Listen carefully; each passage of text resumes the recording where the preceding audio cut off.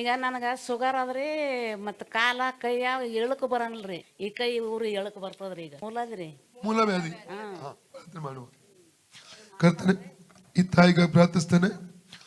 Blood ಮೇಲೆ ಹೊಡುವಂತ sugar ಕಾಯಿಲೆ ಬಿಟ್ಟು ಹೋಗಲಿ, ಪೂರ್ಣ ಸೌಖ್ಯ ಸಂಭವಿಸಲಿ.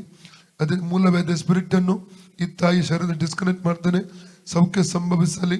ಇನ್ನು ಮುಂದೆ ಅದರ ಹೊರಟ ಎರಗೊಳ್ಳೋದು, ಮೈಕೈ ಎಲ್ಲ ನೋವುಗಳು ಬಿಟ್ಟು ಹೋಗಲಿ. ಕೂತ್ರೆ ಏಳಕ್ಕೆ ಬರಲಿಕ್ಕೆ ಕೃಪೆಯನ್ನು ಅನುಗ್ರಹಿಸು. ಹೊಸ ಬಲ ಕೊಡು, ಸರಿಯಾಗಿ ಕೂತ್ಕೊಳ್ಳಿಕ್ಕೆ ಹೇಳಲಿಕ್ಕೆ ಕೃಪೆ ಬಲ ಕೊಟ್ಟು ನಡೆಸು. ಎಲ್ಲ ಮೈಕೈ ನೋವು ಬಿಟ್ಟು ಹೋಗಲಿ. ಎಲ್ಲ ಮಂಡಿ ನೋವುಗಳು ಏಸು ನಮ್ಮನ್ನು ಗದರಿಸ್ತಾ ಇದ್ರೆ ಅದು ಇರೋ ಕೊಡುತ್ತರಿಗೆ ಬರಕೊಡುದು, ಪರಿಪೂರ್ಣ ಸೌಖ್ಯ ಸಂಭವಿಸಲಿ.